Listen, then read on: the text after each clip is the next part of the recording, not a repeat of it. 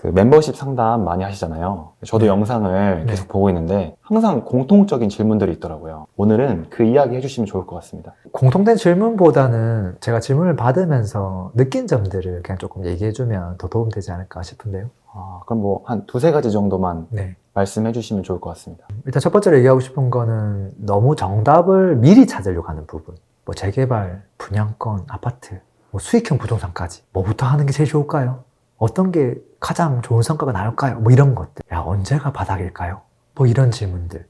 대부분 다 통제권이 우리한테 없는 것들이 많아요. 답변을 하는 또 제가 또 신이 아니잖아요. 근데 막 신의 영역을 또 기대하는 질문들이 또 있어요. 그냥 제가 할 수 있는 한도 내에서만 답을 하는 거거든요. 그 다음에 또 선택을 또 대신 해주길 바라는 부분들도 많아요. 야, 서울에 있는 아파트 신축 이거 사는 게 좋을까요? 뭐 지방에 있는 거 사는 게 좋을까요? 뭐 이런 질문들. 근데 이제 서울은 비싸니까 뭐 서울의 구축이랑 지방의 똘똘한 신축이랑 뭐가 좋을까요? 뭐 이런 것들. 이것도 애초에 정답이 없거든요. 둘 다 가능성은 있다. 그게 이제 정말로 가치가 있고 가격이 좀 저렴하고 미래 가치가 있으면 걔를 해도 되는 거죠. 사실은 금액도 거의 비슷하게 움직이는 경우가 많거든요. 그 다음에 이제 또 전국에서 이걸 한 번만에 다 볼 수가 없잖아요. 네. 전국을 다 보려면 시간 너무 많이 걸리니까 어느 지역부터 조금 더 보는 게 좋을까요? 뭐 이런 질문도 많이 해요. 전국에서 한 개만 봐야 된다면 어떤 거 봐야 될까요? 뭐 이런 질문들. 근데 그거를 알려준다 한들 이 사람은 한 지역을 뽑을 수 있는 역량 자체가 없어요. 그리고 이 지역이 좋다 안 좋다가 어디서 결정나냐면 다른 지역들을 비교했을 때 야 이게 정말 좋은 거였구나를 알게 되거든요. 근데 지역에서 정답을 먼저 찾으려고 하는데 그 정답이 틀릴 가능성이 매우 높잖아요. 그게 정답이 아닐 수도 있다는 거죠. 다른 지역에서 기회가 있을 수 있기 때문에 이거를 먼저 선정하고 들어가려고 하면 저는 당연히 안 된다고 보거든요. 그래서 맨날 하는 이야기는 하나의 지역을 제대로 분석할 수 있어야 된다. 그리고 그거를 진짜 깊게 분석을 해야 된다. 이걸 하고 나면 이 도시는 어떻구나. 어떤 걸 사는 게 최선이구나. 이걸 하면 이 정도의 어떤 내가 뭔가 수익을 벌 수 있겠구나. 이 가늠을 스스로 할 수 있어야 되거든요. 그게 됐을 때 그 했던 방법을 가지고 여러 지역을 그냥 똑같이 해야 돼요. 해서 해보니까 딱 비교를 해서 어떤 게 좋겠구나가 아는 거지. 정답을 찾아놓고 들어가봤자 이 사람은 이걸 분석할 줄 모르기 때문에 이게 뭐가 좋은지 알 수가 없어요. 그 다음에 또 어떤 분들은 되게 스마트한 분들 중에서 막 공식 같은 거, 딱 떨어지는 공식을 찾으려고 하는 분들이 있어요. 그게 제가 워낙 이런 기준들을 가지고 살펴보세요 이야기를 많이 하다 보니까 그냥 수학 공식처럼 딱딱딱 하면 뭐 된다고 생각하는 분들이 많은 것 같아요. 그러니까 현장도 잘 안 가보고 그냥 손품으로 몇 가지 체크리스트만 딱딱 체크해보고 그럼 이게 되는 건가요? 입주 물량도 좋고 미분양도 좋고 가격도 좀 많이 떨어진 것 같은데 그럼 무조건 사도 되는 건가요? 무조건이라는 게 없잖아요. 장점이 있으면 또 단점이 있고 반대로 입주 물량이 조금 있고 미분양도 조금 있고 가격도 조금밖에 안 떨어졌지만 또 그 지역이 갖고 있는 장점들도 있을 수 있거든요. 또 반대로 이게 안전해 보이지만 사실은 그 안전함 속에도 리스크가 또 있거든요. 또 어떤 경우는 전세가율이 높은데 사실 그 자체가 또 리스크이기도 하거든요. 그렇기 때문에 그것도 딱 떨어지는 공식을 워낙 초보자이기 때문에 이 정도는 체크해 보세요 라는 의미지 그것만 보면 된다는 의미는 아니거든요. 그래서 어떻게 보면 이런 분들은 질문을 할 때 정답이 없는 질문을 하는 게 아니라 충분히 내가 스스로 컨트롤할 수 있는 질문을 하는 게 저는 좋다고 봐요. 선택을 이제 아까 너무 다른 사람들한테 의지하려고 하는데 미리 정답을 찾기보다는 저는 그냥 아주 작게 우리가 실행할 수 있는 범위로 조금 쪼개고 그것을 실행하고 걔를 반복하면 사실은 우리의 부족한 부분들이 많이 채워지거든요. 야, 전국에서 어느 지역이 가장 바닥일까? 어느 지역이 가장 먼저 반등할까? 이런 뜬구름 잡는 질문을 할 시간에 그냥 도시 하나를 그냥 바로 뽀개버리는 게 나아요. 이 도시의 현실은 이렇구나. 그 다음 지역, 그 다음 지역, 그 다음 지역. 그 다음에 이것들 중에 어디가 제일 좋겠다. 이게 더 현실적이라고 저는 보고요. 그리고 조금은 천천히 가도 된다 봐요. 삽질이 저는 오히려 더 도움된다 보거든요. 실질적으로 어디서 기회가 올지 잘 몰라요. 좀 획일적으로 하는 그런 질문들 말고 열려있는 질문들, 스스로 생각 들게끔 하는 질문들, 그런 질문들을 스스로에게 던지면 좀 더 좋지 않을까 싶어요. 그런 질문에 예시는 뭐가 있을까요? 예전에 한참 오피스텔이 조금 떴던 시기가 있단 말이에요. 네. 그런 시기에는 그냥 단순히 아파트가 좋을까요? 오피가 좋을까요? 이거 질문 완전 의미가 없죠. 그게 아니라 자기가 오피스텔에 대해서 검토를 약간 하고 있다면 본인이 이제 검토한 오피스텔이 있을 거 아니에요. 네. 그러면 그 오피스텔을 봤는데 이 오피스텔의 가격 변화는 아파트랑 다르게 무엇에 의해서 결정이 좀 되는 걸까요? 이 질문을 하면 이 사람도 대답할 수 있겠지만 자기도 생각해 볼 수 있는 질문이에요. 얘는 왜 이렇게 시세가 오피스텔이 안 오르지? 이렇게 다 올랐는데? 그러면 다른 변수들이 있나라고 생각할 거 아니에요. 네. 그럼 그 변수들이 어떤 게 있겠지? 이런 변수가 혹시 영향을 미칠까요? 라고 물어볼 수도 있고. 그럼 그런 것들에 대해서 조언을 또 해볼 수 있겠죠. 이것도 많다. 상담을 해주면 그것대로만 하면 아무 이슈가 절대 발생하지 않을 거라고 생각하는 분들도 많더라고요. A 지역이 좋을까요? 뭐 B 지역이 좋을까요? 라고 물어요. 네. 그럼 저는 이제 있는 그대로 A는 이런 특성이 있고 B는 저런 특성이 있으니까 저는 A가 조금 더 괜찮을 것 같아요. 이렇게 이제 뭐 조언도 한단 말이에요. 네. 개인 의견이니까. 근데 이제 그러면 이 지역은 완벽하다 이렇게 또 생각하는 분들이 또 있는데 그게 아니거든요. 이 A 지역이 괜찮습니다라는 이유가 있을 거 아니에요. 네. 보니까 뭐 입주 물량도 별로 없는 것 같고 뭐 미분양 리스크도 좀 별로 없고 가격도 그렇게 고평가된 건 아닌 것 같고 되게 무난합니다. 이제 이렇게 얘기했을 때 그럼 여기는 진짜 완전 안전한 지역이냐? 그렇진 않거든요. 이게 만약에 그런 안전하다고 생각을 했는데 시간이 지나서 내가 이 물건 진짜 뭐 계약을 하고 시간이 지나서 뭐 입주 시기가 전혀 없을 수는 없잖아요. 네. 근데 유독 또 내가 딱 사고 나서 2년 정도 지났을 때 그때 옆에 막 아파트 입주를 할 수 있단 말이에요. 그러면 전세가가 막 출렁출렁거린단 말이죠. 매가는 뭐 괜찮다 하더라도. 이제 그랬을 때, 괜찮다 했잖아요. 아니, 다 괜찮을 줄 알았는데, 전세가가 내렸어요. 충분히 전세가 내릴 수 있죠. 심지어 매매가도 조정받을 수 있고요. 근데 그게 우리가 어떤 일을 하다 보면 투자라는 것 자체가 리스크가 없는 애가 아니잖아요. 네. 리스크가 있다는 것 자체를 좀 인정을 하고, 그리고 충분히 그런 일이 발생 가능하다라는 거를 인식을 하고 그 보수적으로 접근하고 가는 게 필요한데 내가 가지고 있는 그 종잣돈에 딱 맞춰서 어떤 일이 벌어지면 전부 나에게 큰 리스크가 벌어지게끔 세팅을 해놓고 아무 일도 없을 거라고 그냥 가는 분들이 좀 있거든요. 그런 부분들은 조금 위험하지 않나 라는 생각 들고요. 특히 이제 그게 분양권에서 많이 발생해요. 분양권이라서 입주도 괜찮고 다 괜찮은데 입주 시점에 본인이 생각했던 전세 금액보다 더 떨어지는 경우가 허다하죠. 더 많이 받는 경우는 제가 봤을 때 1%고요. 왜냐면 되게 공격적으로 생각하니까. 보수적으로 생각하면 그것만큼 될 가능성이 높지만 적당하게 생각하면 요차하면 떨어지는 거기 때문에 이게 자금이 안 맞죠. 본인이 계획했던 자금 계획이랑 틀어지거든요. 그럼 그 사람에게 굉장히 큰 리스크로 다가오죠. 와, 부동산 투자는 끝났구나. 이렇게 생각하는 경향이 좀 있는 것 같아요. 그렇게 안 했으면 좋을 것 같고요. 그래서 앞으로 이렇게 하면 좋을 것 같아요. 그냥 문제는 언제든지 발생할 수 있다. 최대한 보수적으로 접근한다. 문제가 발생했을 때 대부분 내가 보수적으로 생각하면 문제가 안 되는 경우가 많아요. 혹여나 문제가 좀 있다고 하더라도 그거를 슬기롭게 잘 극복해 나가는 과정을 통해서 저는 사실 실력 향상도 된다고 보거든요. 그리고 그 일이 시간 지나고 나면 그렇게 큰 문제가 아닌 경우가 많아요. 지나고 보면.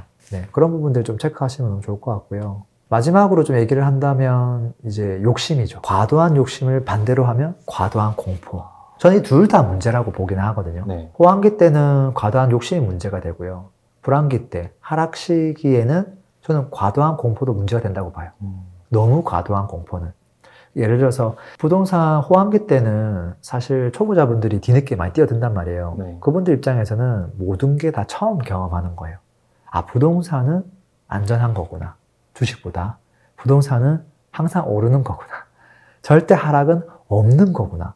이 생각을 가지고 뛰어들어요. 그럼 약간의 하락이 오면 그게 매매가 하락하든 전세가 하락하든 이 사람은 완전 멘붕이 오는 거예요.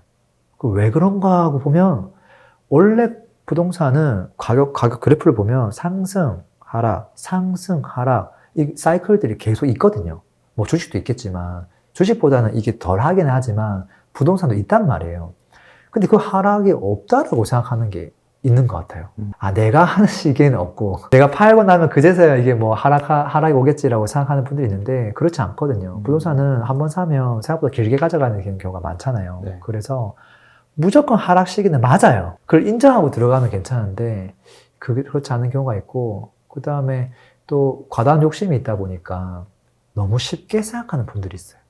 투자금 5천만 원 넣었으니까 시간 지나면 적어도 5천에서 1억 정도는 올라 있겠지. 그리고 입주 시점에서는 대충 이 정도 전세가는 충분히 세팅이 되겠지. 뭐 이런 것들. 다 뭐가 문제냐면 투자 금액을 타이트하게 진행해서 변수가 생기면 문제가 되거나 투자 금액을 작게 넣었다면 사실은 좋은 물건이 아닐 가능성이 매우 높아요. 그렇기 때문에 많이 안 오를 가능성도 다분히 있죠. 상승이 어려울 수도 있어요. 근데 이제 한 5천 넣었으면 당연히 5천은 오르겠지. 수익률 100%? 너무 간단하게 생각하는 경향이 좀 있는 것 같고요. 반대로 이제 하락할 때는 과도한 공포를 또 요즘은 너무 많이 갖고 있더라고요. 이거는 지금 이제 많이 느끼는 건데, 갖고 있는 물건이 대부분 다 하락했어요. 하락을 했는데 너무 괜찮은 물건이에요. 아무 이유도 없이 그냥 손절하려고 해요. 이미 지금 전세가 하락해가지고 하락한 금액으로 다 세팅이 됐어요. 여기에서 매매가가 떨어지기도 좀 어렵고 전세가도 지금 이미 하락한 상태에서 다 정리가 끝난 거라 가지고 더 내려가기도 어려워요. 그럼에도 불구하고 지금 나와 있는 최저가에서 빨리 정리하는 게 좋지 않을까요? 그 생각으로 가득한 사람들이 있어요. 사실 이거를 정리하고 뭐 할 거예요? 보면 좀 더 좋은 곳에 좀 모아가지고 좋은 곳 살려고요. 뭐 이런 얘기 하거든요. 근데 이거를 급하게 정리해서 좋은 걸 사도 얘가 당장 오른다는 보장이 없잖아요. 네. 얘가 오르면 얘도 오른다는 소리예요. 그러니까 이거를 너무 막 억지로 이렇게 팔 필요가 없거든요. 그래서 내가 갖고 있는 물건의 가치에 대해서 그냥 집중하면 돼요. 이 물건은 진짜 괜찮은 물건이다. 지금 불황기 때니까 다 같이 하라겠지만 상승장이 오면 모든 사람들이 이 물건을 먼저 찾을 거다. 그러면 걔가 상승폭이 굉장히 크거든요. 생각보다. 그래서 좋은 물건들은 그냥 무조건 공포로 던질 게 아니라 가져가는 거 필요하다. 그래서 앞으로 이런 분들은 저 이렇게 하면 좋을 것 같아요. 첫 번째는 처음에 기대치를 좀 내리는 건 필요해요. 근데 이제 보통 투자해서 2년, 4년 뒤에 수익률 100% 이렇게 생각한단 말이에요. 과한 부분이 있죠. 그것들을 좀 더 많이 낮추면 어떨까 하는 생각이 있고요. 내가 목표를 낮추면 그만큼 달성되면 그 모든 게 다 행복으로 돌아오거든요. 그래서 부동산 투자는 제가 해보니까 어떤 종목을 하든 뭐를 하든 그 수익률 이거는 말장난이에요. 내가 돈을 한 1,000만 원 미만으로 넣으면 수익률이 극대화돼요. 1000% 이렇게 나와요. 근데 얼마 벌었어라고 보면 1, 2억밖에 못 벌었어요. 내가 넣은 돈이 300만 원밖에 안 되는 경우가 많아요. 레버리지 극도로 일으켜서 그게 의미가 없거든요. 그게 아니라 정상적으로 투자한 것들은 사실은 다 100%, 200% 안에서 움직여요. 그게 맥스라는 거예요. 맥스. 그 안에서. 그리고 그 안에서도 하락 시기가 있고 좀 더 잘 되는 시기가 있고 그 평균치를 좀 생각해야 되고 그럼 기대치를 많이 낮추면 되거든요. 그 다음에 이제 과정에 대한 부분인데 우리가 이제 아까 그 너무 과도한 욕심과 이 공포심에 있어서 이거를 오랫동안 잘 슬기롭게 가져가는 게 필요하잖아요. 중간 과정에 있어서 변수는 무조건 있단 말이에요. 지금 강남에 있는 좋은 빌딩들, 그런 물건들을 오랫동안 가지고 있던 분들이 사실은 다 수혜를 본 거지. 그때 팔고 그때 사고 이런 사람들이 수혜를 본 게 아니거든요. 그 과정을 인내하는 게 필요한데 그걸 인내할 때는 어떤 사람, 이런 사람이 있어요. 이 친구를 내가 갖고 있었는데 이미 1억이 오른 거예요. 아파트를 샀는데 이거 고점이다. 빨리 팔아야 되겠다. 해서 급하게 팔았더니 5억 오른 경우가 허다하죠. 심지어 그 조그만 오피스텔 샀는데 내가 신혼부부로서 이렇게 조금 좋은 입지에다가 방 2개짜리를 샀는데 그때 금액이 정말 저렴했는데 1억이 오른 거예요. 와, 이거 완전 고점이다. 팔았는데 그 이후에 바로 2억이 오른 거예요. 그런 경우도 많아요. 그러니까 오르고 있는 시장에서도 사실은 너무 단기적으로 생각하는 거죠. 괜찮은 물건은 그냥 계속 가져가면 되거든요. 또 반대로 하락할 때도 마찬가지예요. 이게 정말 괜찮은 물건인데 30% 떨어졌어요. 부동산 끝장났구나. 이걸 그냥 다 던져야 되구나. 근데 사실은 그렇게 해서 바닥에 던졌던 물건들 시간 지나가지고 다 회복하고 거기서 더 올라가는 경우도 많잖아요. 결국은 입지가 안 좋고 상품성 별로인 것들은 오래 가져가도 사실 답이 안 나와요. 제가 경험해 보니까. 왜? 그 친구는 쫙 오를 때도 정말 안 올라요. 남들 다 오를 때 마지막에 퐁 올라요. 올랐네? 떨어질 때 되면 예전 금액으로 완전 돌아가요. 그거의 반복인 경우도 많아요. 그렇기 때문에 그런 물건들은 오래 가져갈 필요가 없지만 정말 괜찮은 물건들은 그냥 오래 가져가면 돼요. 그래서 조금 올라갔다고 해서 급하게 던질 필요도 없고 좀 내려갔다고 해서 너무 또 말도 안 되는 금액으로 던질 필요도 없어요. 그래서 이런 부분들을 조금 주의하면 어떨까 싶어요. 그럼 정리해보면은 사람들이 공시가 정답을 원하고 많이 원하죠. 문제가 없기를 항상 바라고 과도한 공포와 과도한 욕심을 부린다. 반대로 하면 되겠네요. 맞아요. 네. 근데 이 세 개 다 실행은 없고 마인드에 대한 거예요. 그냥 내가 조금 더 바빠지면 이런 생각을 조금 덜 하는 것 같아요.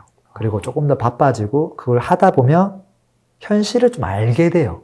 아, 이 정도가 현실이구나. 이런 일들이 충분히 벌어질 수 있겠구나. 그것들을 감안하고 비가 왔을 때 나는 우산들을 미리 조금 챙겨두는 수준으로 해야 되겠구나. 그렇게 투자를 해 나가지 않을까. 그렇게 해야지만 뭔가 지속적으로 이 시장에 남아 있을 수 있거든요. 예를 들어서 뭐 주식 같은 경우도 그렇고 다 던지고 나가잖아요. 어느 시점이 되면. 네.